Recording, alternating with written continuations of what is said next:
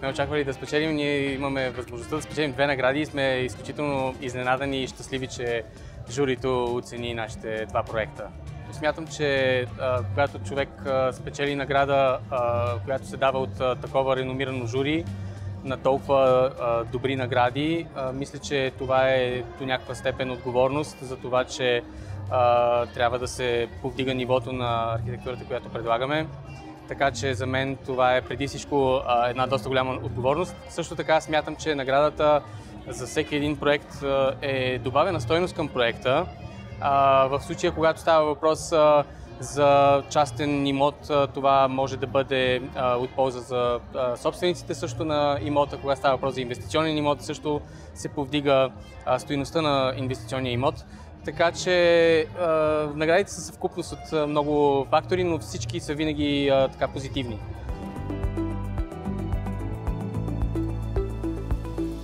Белият цвят в нашите проекти не се случва обязателно, защото предпочитаме единствено и само белия цвят, но наистина той е един от цветовете, които позволяват на архитектурата като обем и като пространство да изпъкне, което ние се опитваме да правим. Когато ние правим по-изчистена архитектура, по-минималистична архитектура, ние залагаме предимно на геометрията, на обема, на светлината. И когато ние имаме нещо много неутрално като фон, тогава то ни позволява да подчертаем точно тези характеристики на архитектурата.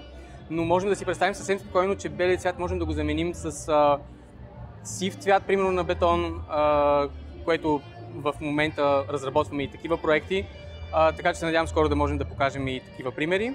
Факт е, че когато имаме по-неутрална среда, това позволява на клиентите да я модифицират и да я адаптират спрямо техните вкусови предпочитания и съответно да я обновяват периодично.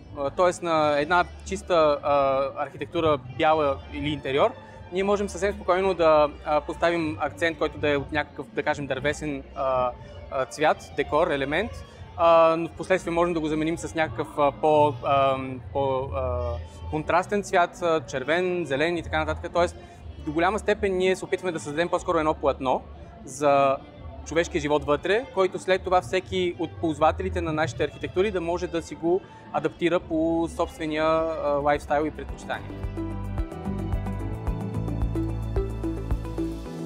Смятам, че ние сме много щастливи да работим върху задания като еднофамилни къщи, тъй като те са малки проекти, относително малки, както можем да видим проекта за къщата, за който спечелихме награда тази вечер, всъщност контрастира на това, което казвам, защото е доста голям.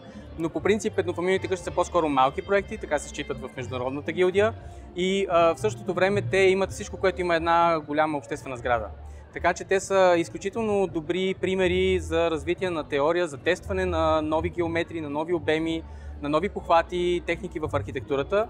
Така че във всички случаи бихме се придържали към еднофамилни къщи, но същевременно смятам, че много лично бих се изкушил от работа по големи проекти за обществен достъп. И тук е важно, може би, да кажа защо. Защото смятам, че частните проекти като еднофамилни къщи остават видими за много малко хора.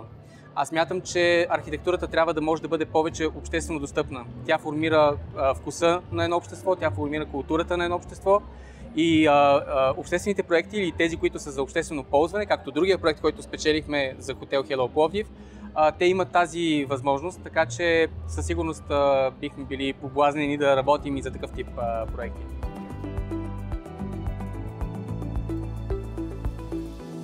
Проектът за L-House беше изключително интересен, защото, както казах, въпреки че еднофамилна къща е с доста сериозен мащаб, който надхвърля 2000 квадратни метра площ. И всъщност, когато имаме толкова много функции събрани на едно място, това ни кара да бъдем изключително организирани и структурирани в начина си на мислене и в начина, по който концептуализираме една архитектура. За да не бъде тя накрая нещо много хаотично, което просто представлява една съвкупност от случайно подредени елементи, а тя да има една идентичност, която да се спазва навсякъде в пространството, е необходима невероятна дисциплина и много така строго подбиране на похватите, с които да се работи. Така че смея да твърда, че в известна степен така е ограничаващо, защото има много функции, но пък от друга страна, ако се успее да се направи добре структуриран проект, това след това е доста по-голям успех, отколкото при някой по-малък, където задачата би била доста по-лесна.